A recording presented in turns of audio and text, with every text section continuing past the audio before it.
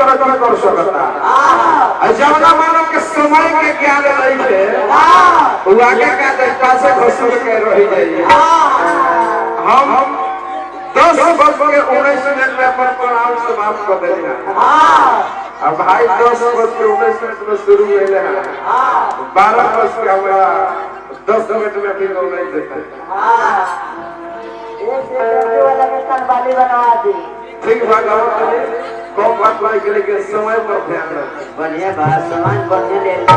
समय से जीता बाबू रोवे को बात कहनी हां कि बड़ी दुख के बात बा कि वहां मर गए नहीं तो हमने क्या जाने जा और वहां के गो नहीं अच्छा सदा जरे बस को जब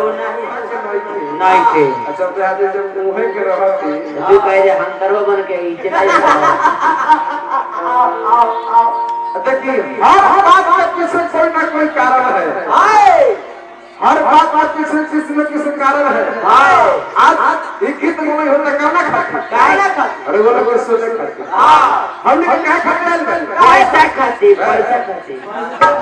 जान हर बात के पीछे कोई ना कोई कारण है तो ऐसे बोलने से पहले कुछ सोच ले कि अगर हम बात बोलत रहे तो सेट करी कि ना कर देख मुंह से निकलल बोली अब बंदूक से निकलल बोली कब वो मतलब के पाछा ना जहां जाए तरह जाए ऐसे विशेष हम ना करो बात पर ध्यान रखते हुए ठीक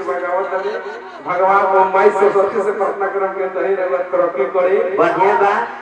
अगंजी वाला के करवाली तक का बात अगंजी वाला संकार बा तो चलिए आज हमने के आत्मा को लोग से जुटल वाले जा हमारा गोविंदा भाई को से पुरस्कार हार्दिक स्वागत बा जो आत्मा आज एक बारी फुलवारी लगा के सुंदर महल बना के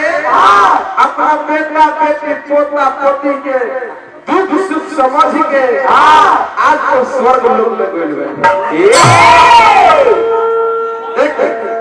जीना ही जिंदगी का नाम है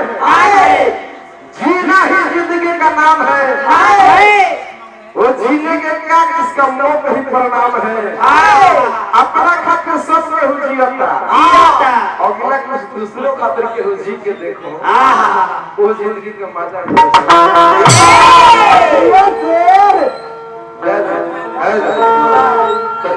के कम मत करिए हो राजा भाव से पहले जब सुनरी और हुए हमारा बुझल के कहां बस सवारी में छुड़े जो भागे के आए भाव भी करे के वो तरीका होला भिखारी से कहा कि नाचे गावे तूरे तार असकरे दुनिया रखे मां नाचल से बाचल ना लेकिन नाच वो कहले वाले के नाचल से बाचल ना तो कोई ई माने नहीं कि कहले उहा के कहले कि नाचल से बाचल अगर हम गौनाई गावत है तब कोनो ब्यादा में जाके गा सकता जी कलकार के जिला जात ना ऐसे अब कहल वाले चुचुरारी उठत है तो बुझाता कि बसवाले में से चुरेन भाग के आवत अब क्यों के कोनो खिए मारे के बाद एगो हेग मारल तो काम चले उस तरह ये प्रदेश घोड़ी हां जो लिया मारे कहां से पद घोड़ी देख आंख हमारे का तो हेग मारल तो काम चल जाए अब आंख